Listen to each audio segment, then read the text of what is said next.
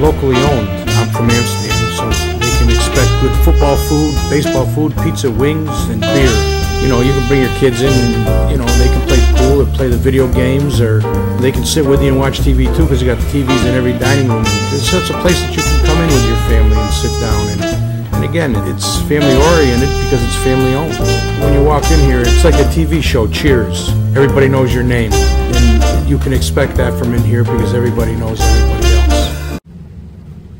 With fall fast approaching, the Sideline Guys back at sidelineguys.recordernews.com, brought to you, as always, by our friends at Crystal Ristorante, 72 Lion Street in Amsterdam. With Michael Kelly, I'm Adam Schinder, and just about 10 days away now from the start of football season. Teams have been in a camp for a little more than a week. I thought we'd share some thoughts of the 4 local football teams and what we've seen so far. Right, and I guess starting with Amsterdam, you know, they're approaching probably their biggest game of the year almost in that first game, knowing that Burnt Hills is in that second game to come. I guess, what have you seen so far in preparation of that game for Amsterdam? I mean, they kind of got, with Green Tech's reclassification into Class A, Amsterdam did end up getting the short shrift of the schedule in terms of the fact that all 5 of their division games, right off the bat, Queensbury, Burnt Hills, Glens Falls, all at home. And what I've seen from this team so far is that there is a lot of skill, not necessarily a lot of depth. Their wide receiving core is extremely deep. They've got a potentially very explosive running back in Brett Stanovich, if he can recover from the hamstring issues he's had since the middle of track season. They've got a very good tight end in Nick Laverio, where this team is waiting to see if they can really gel together is on the offensive line and on the defensive side of the ball. Which, especially in high school football, the 2 most important, I guess, groupings are those lines. And yeah, they're going to be starting a lot of rookies in those positions. So the camp for them has been a very important time to try to get those guys meshed together. I mean, that's usually how high school football seasons fall apart, is if you can't get your line together in a cohesive unit before the season starts. Yeah, and looking at this line coming back, they've got Mike Shadis coming back at 1 tackle position. The other 5 guys, from what I've seen, it looks like a mix of Chris Rodriguez at center, Josh Soper at the other tackle, Mason Calhoun and Ethan Casellas at guard. All 4 of those guys saw significant varsity action last year. Most of it was on the defensive side of the ball. These guys really need to get together quickly, because if they do, this team has the weapons on the outside and through the middle of the field to be a very, very exciting team. Very explosive team, too. I mean, this is a team that's going to look to beat teams with speed, not necessarily with physicality, like maybe they did last year, more of a running-oriented team. This is going to be a team that attacks through the air. Not only attacks through the air, one thing that both head coach Pat Laverio and the new quarterback Vinny Savkovic told me is this is a team that wants to use the quarterback as a mobile weapon. Bobby Noto had a very good season last year, led all of Class A in passing, was not a big running threat out of the pocket, could get out of the pocket if he needed to. With Vinny Savkovic, you're going to be seeing a lot more designed runs, some option, some spread stuff, really a much more open playbook than you've seen the last few years for Amsterdam. That's actually very similar to what you're going to see in Broadall and Perth, too, with RJ Pinjator back, fully recovered now from a knee injury that he had 2 years ago. Watching them practice, a lot of designed runs, a lot of quarterback option plays where he's going to be looking to get outside the pocket. Yeah, that's a team where they're bringing in a new head coach in Jim Pelno to replace Rick Snyder, and they've also got to replace the guy who was their primary ball carrier from a year ago, Cody Mengi. Right, and it's going to be, Nick Coveney is going to be the main back. It's going to be allowed by the committee, though, and that's a team where the talent might not be there for this year, but the effort has been so far in camp. This looks like a team that on the defensive side of the ball, they're going to get after it, and that comes a lot from their head coach Jim Pelno. I mean, a lot of just drills where they're going after the ball, a lot of drills where they're really just getting after it on the defensive side of things, and I think that's going to help them improve off of last year's kind of poor season. Yeah, and if you want to talk about another team that's got a tough schedule right out of the gate, the Patriots certainly do.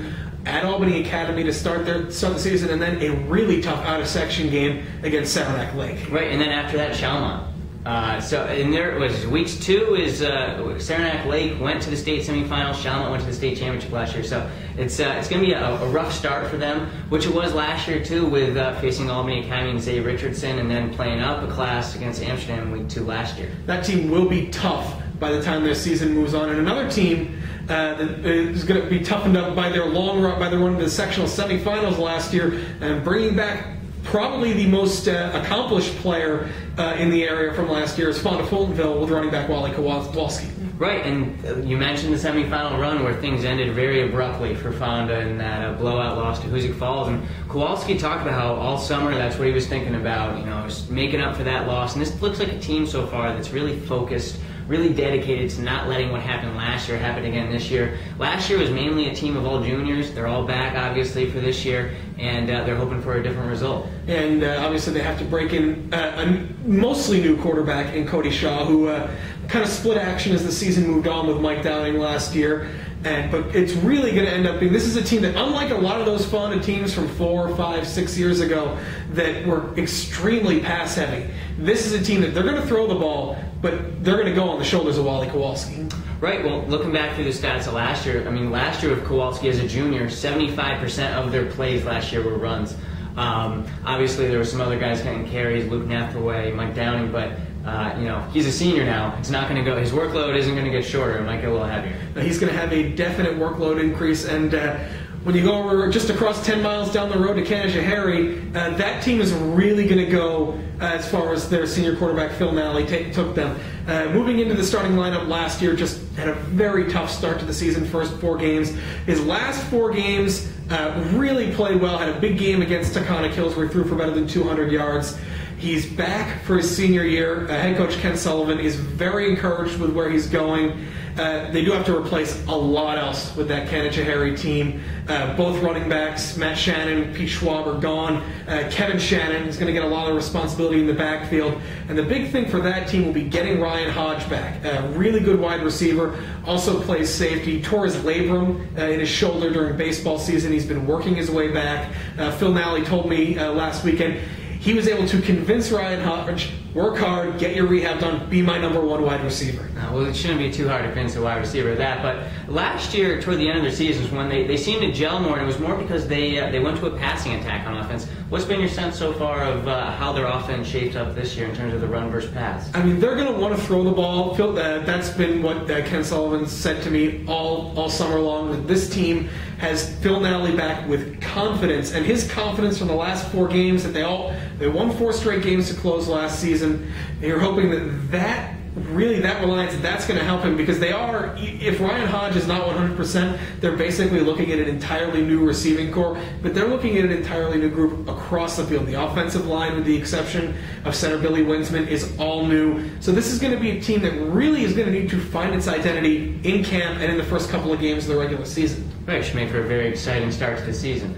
Yeah, and we'll have more. Make sure to check out this Saturday with your recorder. The recorder's 2011 high school football guide. We'll have in-depth previews and analysis of every team in the area. Plenty of features. It'll be a perfect way to get set for what should be a very entertaining 2011 high school football season that, of course, kicks off Friday night, September 3rd. The big one right here in Amsterdam and Queensbury. Everybody else that week, I believe, plays on Saturday. September 2nd, is Friday night. Everyone else kicks off Saturday, September 3rd.